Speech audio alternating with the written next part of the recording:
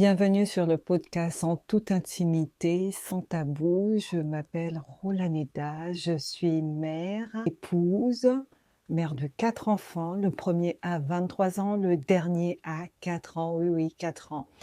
Je suis chef d'entreprise et aussi j'aime dire que je possède mon style.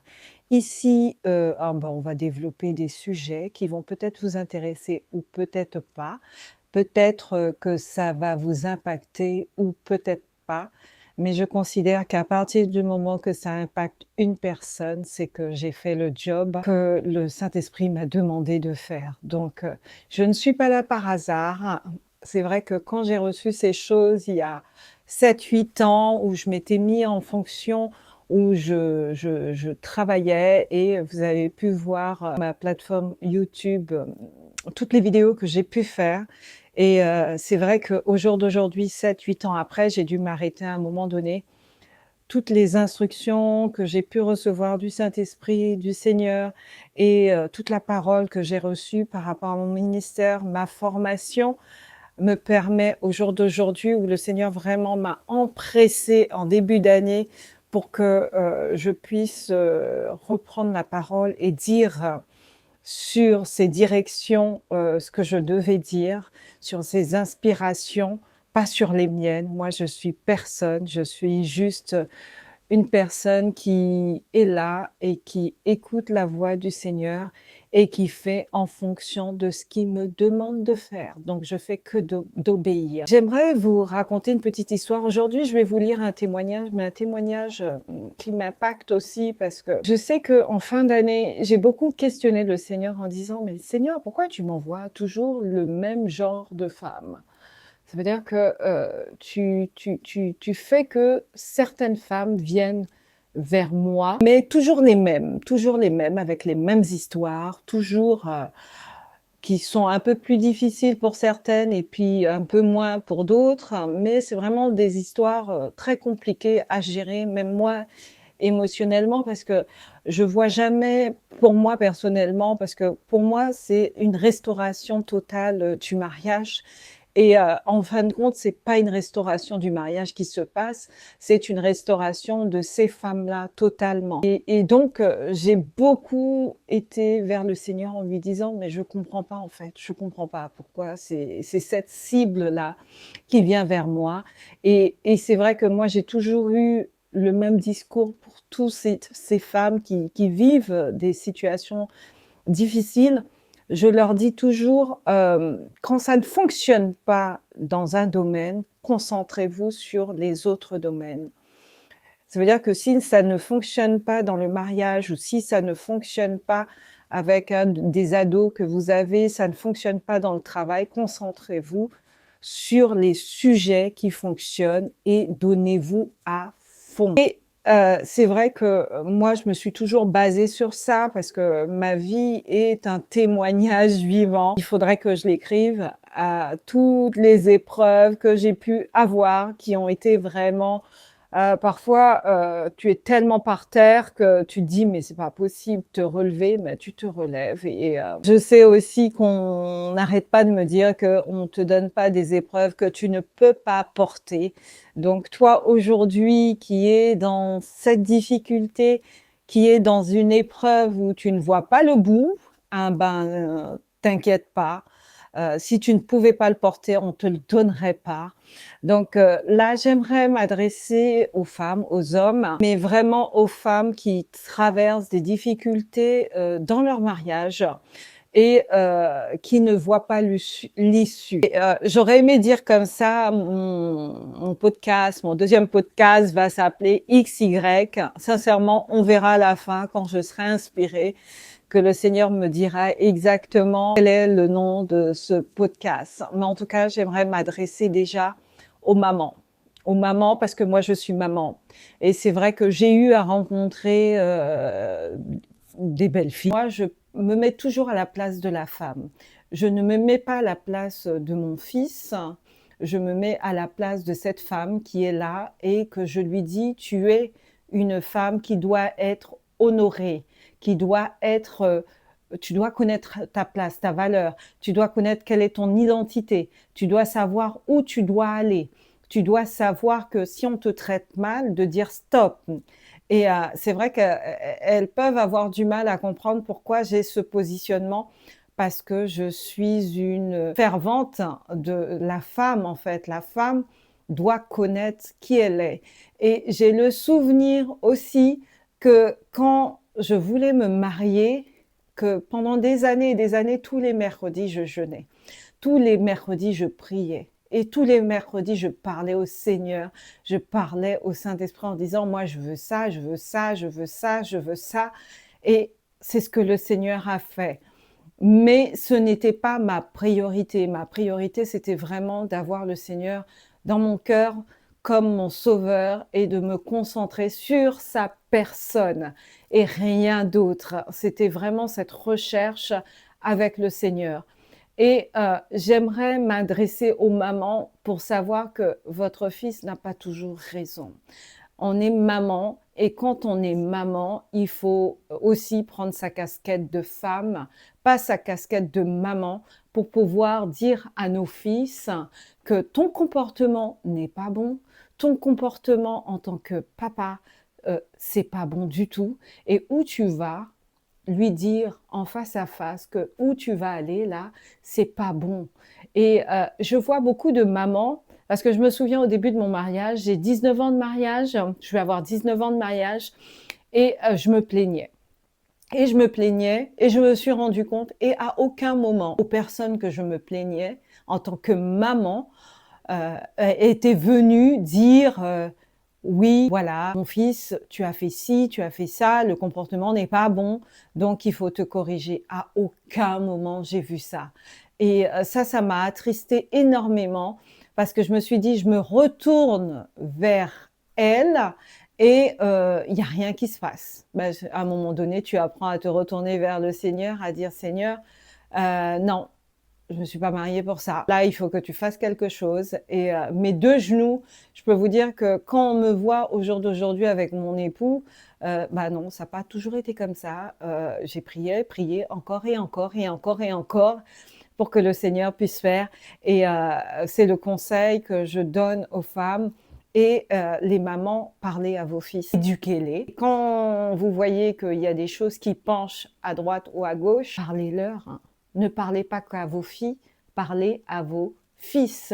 Vos fils, bien sûr que c'est des rois, bien sûr que c'est des princes, bien sûr que c'est tout ce que vous voulez, mais à un moment donné, il y a des parents qui ont fait des filles aussi et qui souhaitent que vraiment que nos enfants puissent épouser des vrais hommes, des hommes qui sont sans blessure, des hommes qui connaissent leur identité d'homme, les hommes qui savent où ils vont et les hommes qui savent que quand ils sont dans la folie en tant qu'hommes, que ces mamans puissent se dresser contre eux et leur dire non, non, je ne t'ai pas éduqué de cette façon.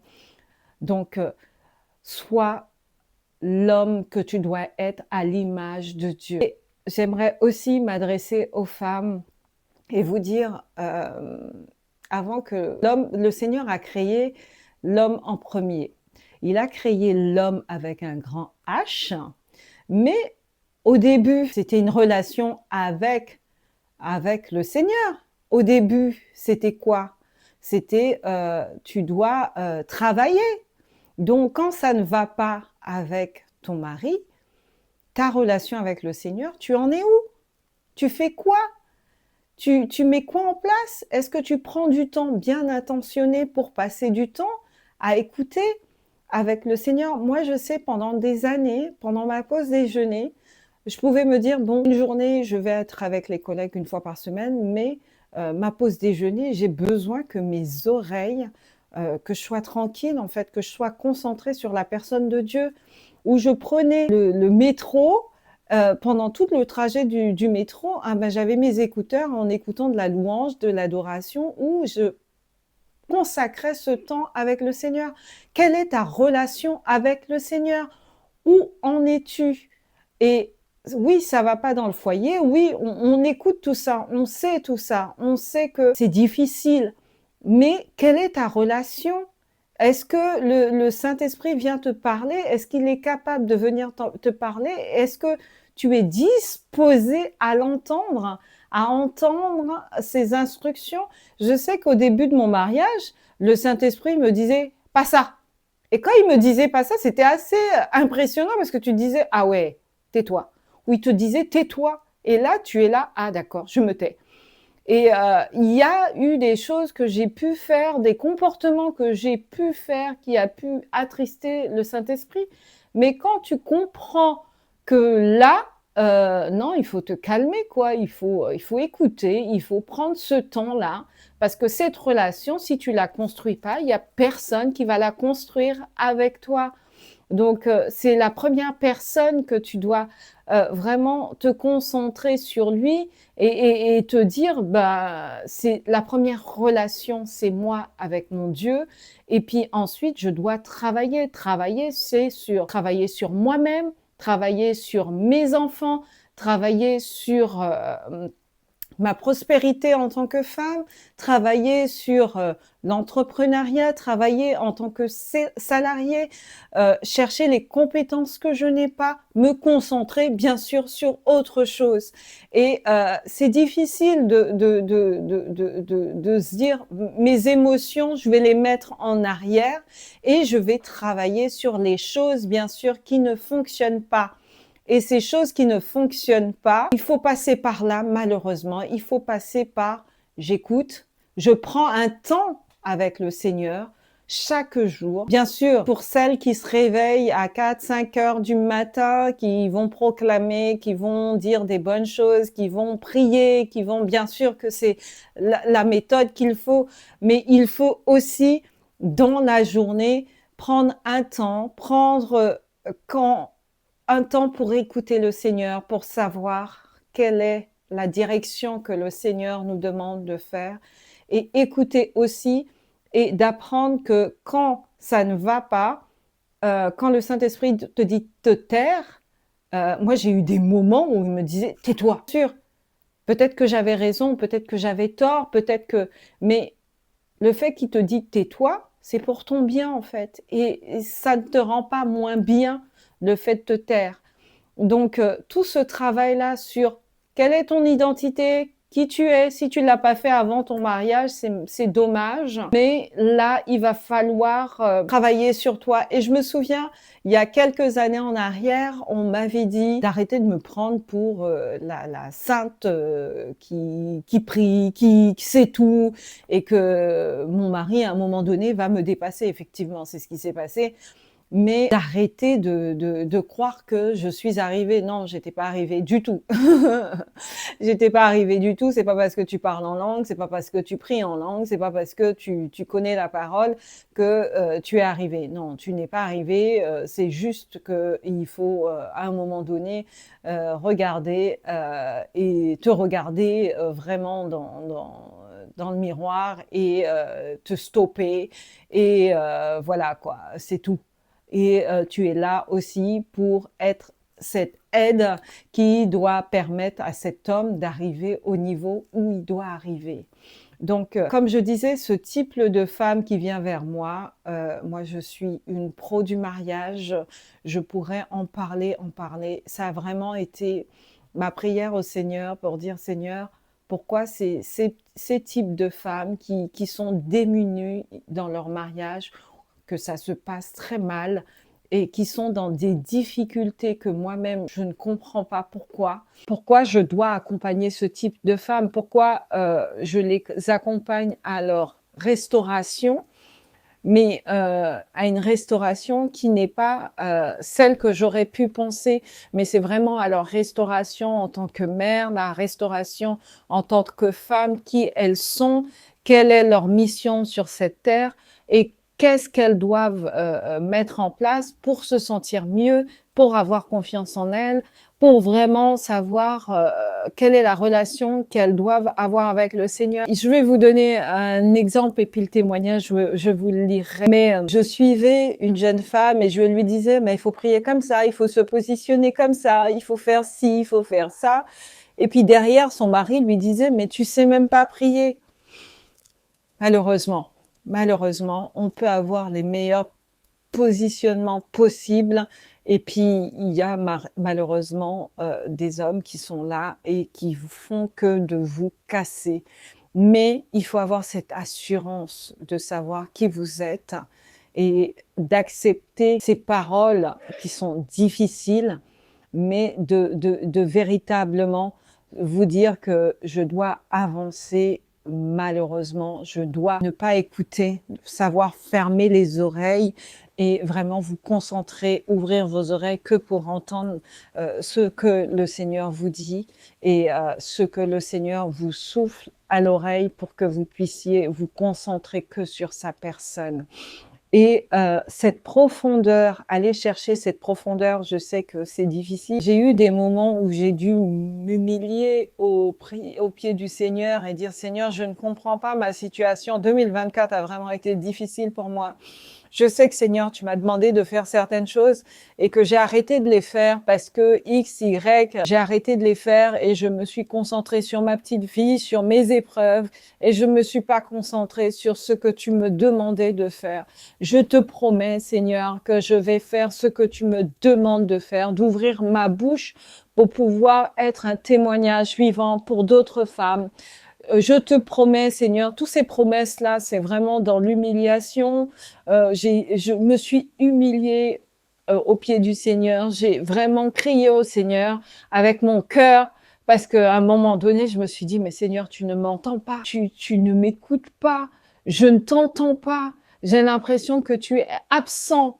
Et quand le Seigneur recommence à parler dans ta vie et à te donner des directions, je vous parle, mesdames, asseyez-vous, écrivez et mettez en place ce qu'il vous demande de faire.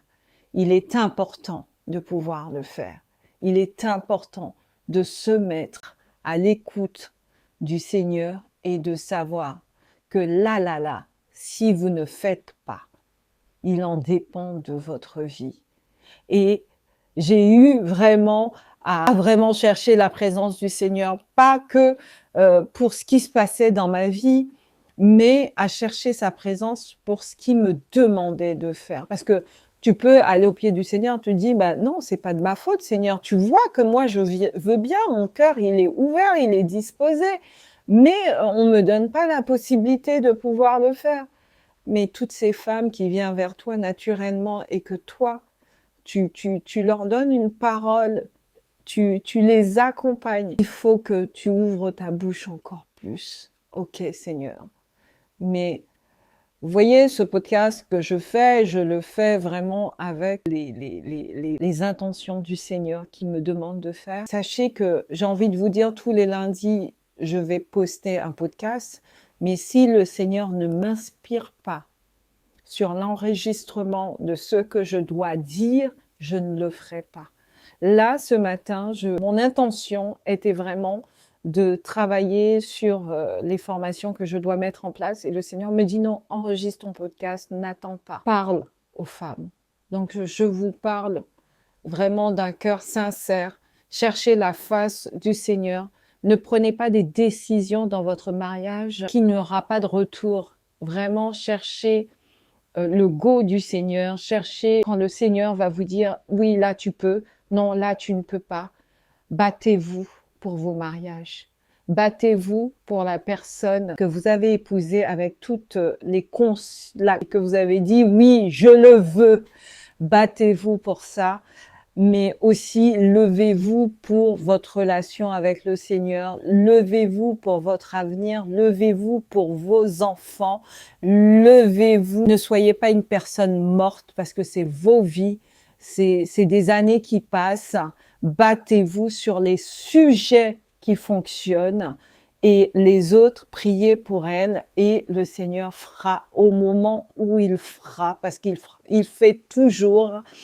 Et donc, je vais vous laisser avec ce témoignage que je vais lire. Vraiment, j'espère que ça va vous impacter. C'est un témoignage difficile parce que moi, personnellement, j'aurais pas aimé cette fin. À un moment donné, ça m'a même énervée parce que je me suis dit, c'est mariage McDonald's où je me mariais, et puis le mercredi, je divorce. Ça, c'est des choses que j'ai dû, dans mon cœur en tout cas, à batailler, à dire, c'est pas ça que moi je voulais, mais c'est ce qui s'est passé.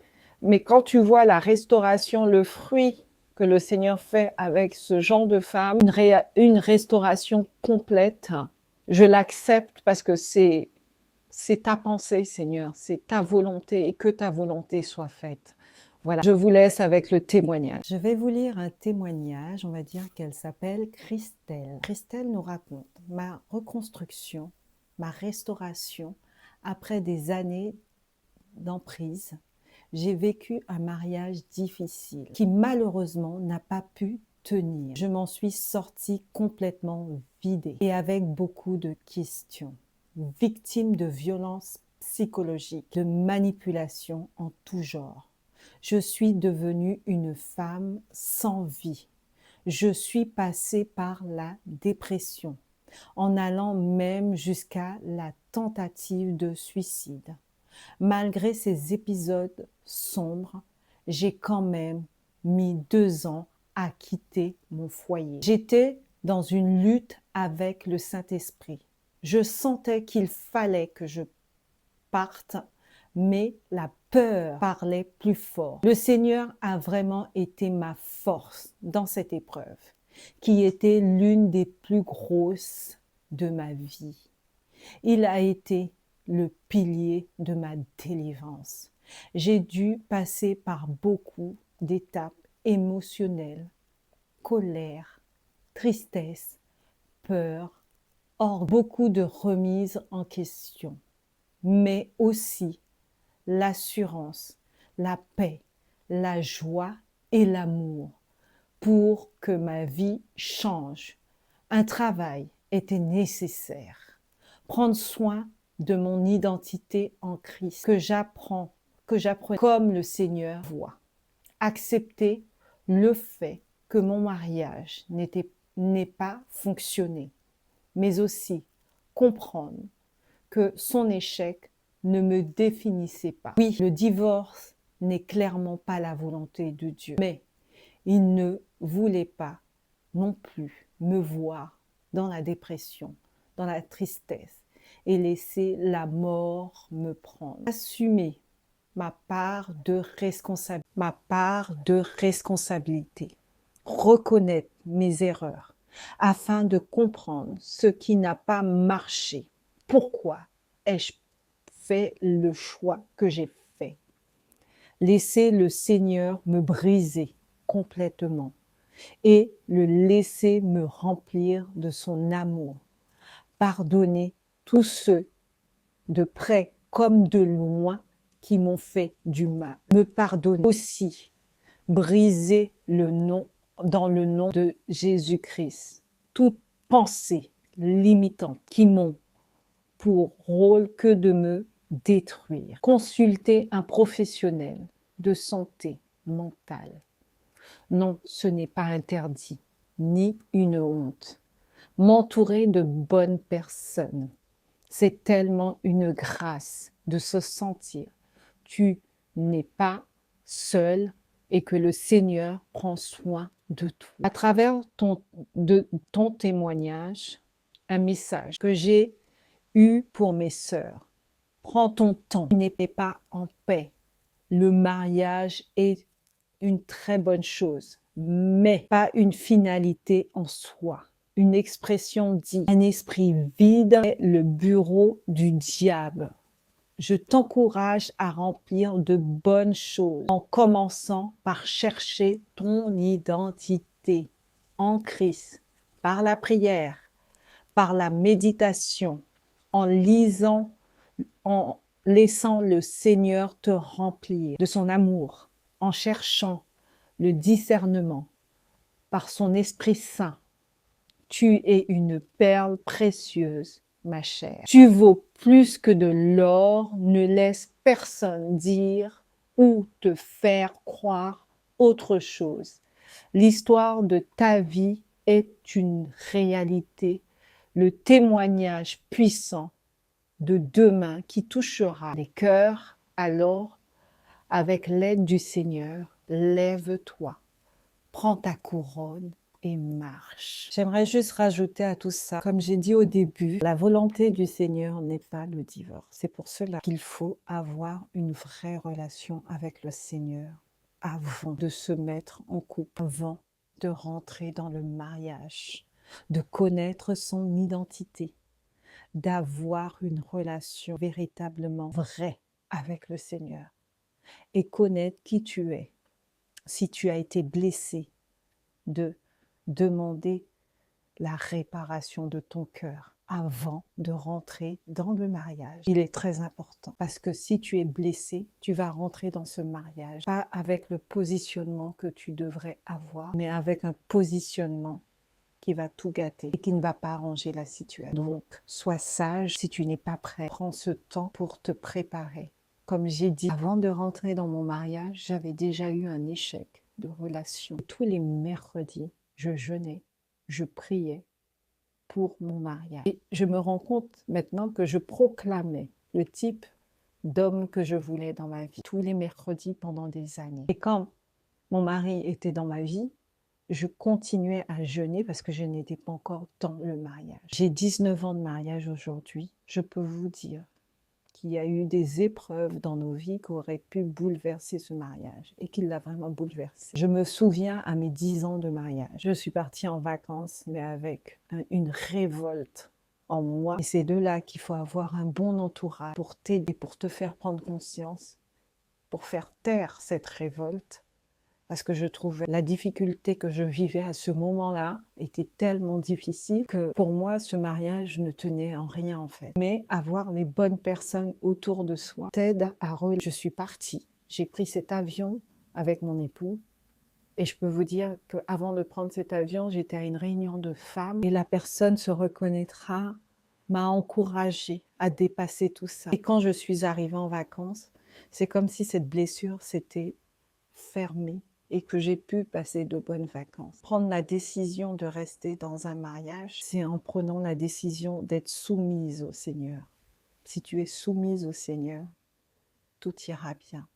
Si tu écoutes le Saint-Esprit, tout ira bien. Que ce soit dans les moments difficiles ou pas, mais ça ira, parce que tu n'es pas défini par un mariage seulement. Donc je vous dis à très bientôt. Prenez soin de vous, relevez-vous, faites-vous aider, faites-vous accompagner. Entourez-vous de bonnes personnes. C'est très, très important. À très bientôt.